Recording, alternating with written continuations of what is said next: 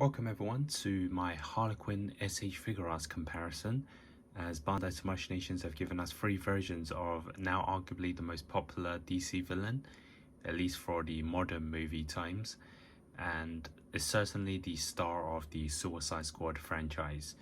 And what I'm going to do is compare the 3 figures in terms of the outlook, the costume, the accessories, the weapons, mix and match the head sculpts, and then give you my verdict on my favorite Harley Quinn SH.Figuarts. And then you can probably decide if it's worth picking up any of these, or maybe you'll go for the other brands like Mafex or Mezco versions. So the one on the left is the first release, which is the Suicide Squad, the first movie, and this was released alongside the Joker and Deadshot figure. And then we have the Birds of Prey spin-off, which was the only release, and the latest one is the sequel, the Suicide Squad, which is also the only release so far. And I think Harley Quinn is probably the most marketed and promoted character in the Suicide Squad, so pretty much every time there is a movie of her, to Machinations would bring out a figure. And if we take a look at the Suicide Squad first movie, you can see that this one is based off her look from her main look actually throughout the film and all the way to the end battle. And then the one in the middle is the gold jumpsuit, which is from the final battle of the film. And then for the Suicide Squad edition, you can see that they've used the opening scene's costume, since this is probably the more popular choice with the classic colors of the black and red. And maybe later on they'll give us the final battle edition in the long red dress, so we're gonna have to wait and see.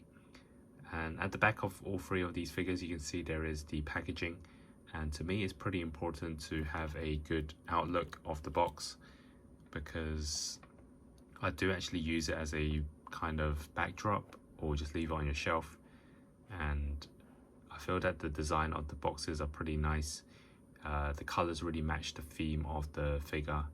I do prefer the way To Machinations have made their boxes of late, where they've used the real print of the actual character. As you can see in the first packaging, is the picture of the figure, which isn't that clear, and also the text on the 2 later ones is a lot larger on the transparent part. So the first one is Suicide Squad, which is probably the most iconic look now, and I really like how they've made this character her own in the movie, away from what she was kind of looking like in the animated series or comics. And this is probably the most iconic look even today, and I just really like the way they sculpted this figure. And then we had the Birds of Prey version, which the movie wasn't that popular, but you can see that the way they've sculpted this figure is pretty good as well, and I feel that the likeness is certainly there. It's probably the right choice actually to give us the gold jumpsuit, because for example her prison shootout scene, she was wearing something that was quite similar, at least for the colors, like the first movie. And then the final one is the Suicide Squad, and this is probably the right choice as people really like this color of Harley Quinn. It's the classic colors, and this is based off the video game Injustice, at least the design of the costume, so they probably wanted to give us this version rather than the long red dress, which obviously is probably more memorable in the film. And you can see all 3 figures actually have a really good sculpt. I think the likeness is there in all of them, and I don't see a problem if you buy all 3 of them, because they are quite different in terms of the outlook, so it's not like some of the other characters. But for Harley Quinn, I feel that you can really mix and match your collection. So for the first movie, you do get 2 extra ones, a smiling one as well as the laughing face, and both of these are really nice. And I do actually prefer both of these head sculpts over the one that she's currently using, because it brings out the character of Harley Quinn a lot more.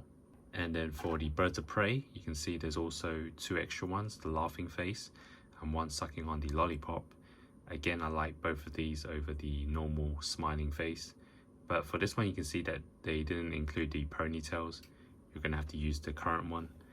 And then for the Suicide Squad, they only gave us 1 head sculpt, which is the laughing face, and I do prefer this one over the standard one as well. So let's switch up the head sculpts. So for the first one, pull that out, and you have the smiling face. I just like the way they've sculpted all the Harley Quinn faces. And then for the second head sculpt is the laughing one, which is probably my favorite out of all three. I just feel it brings out the character a lot more. And yeah, you can see that the ponytails do come off, but you can punch them back in, and there's articulation on them for different poses. And then for Birds of Prey, the lollipop version, which I'll quickly show you, which is actually pretty neat. The laughing face, and we're gonna have to remove the ponytails on the original. Let's do the last one, which is the Suicide Squad, which is a laughing face. And I also like this as well because it brings out the character a lot more. So you can see that all three faces, even for the alternate ones, are really nice and definitely resemble Harley Quinn in the movies. So I've now switched up some of the accessories for the Harley Quinns. For the first Suicide Squad edition, she's holding onto the gun and baseball bat. Both were pretty memorable and iconic. Of course, in the film, I believe most of the time it was either one or the other, but for the purpose of this video, I decided to use both accessories at the same time. For the Birds of Prey edition, we have the mallet, the lollipop, and of course the roller skates. And for the latest, the Suicide Squad edition, unfortunately there are no weapons, so the only real pose you can do here is to hold on to the ponytails. So overall, in my opinion, I'm going to say I still prefer the first Suicide Squad Harley Quinn. Not only just the figure, I just like the look of it with the colors, the costume, the weapons, and it's still my favorite film out of the three. And then I'm gonna give it to the Birds of Prey simply because it has a lot more going on with the lollipop, mallet, and roller skates, so you get a lot more dynamic poses. For the latest version, of course, it's the most iconic colors, but simply because there are no weapons at all, I can't really recommend this figure out of the three. So in the order of release, I'm going to say the earliest one was the best, then Birds of Prey, then the Suicide Squad edition. And now for the head swaps, let's first take a look at the first Suicide Squad Harley Quinn with the Birds of Prey head sculpt. And I feel that this does kind of work, as the hairstyle is more or less similar with the colors, and it kind of reminds me of the police shootout in Birds of Prey, where she had the kind of casual clothing on. Obviously it's not the same, but you can kind of work a way around it and have that same effect.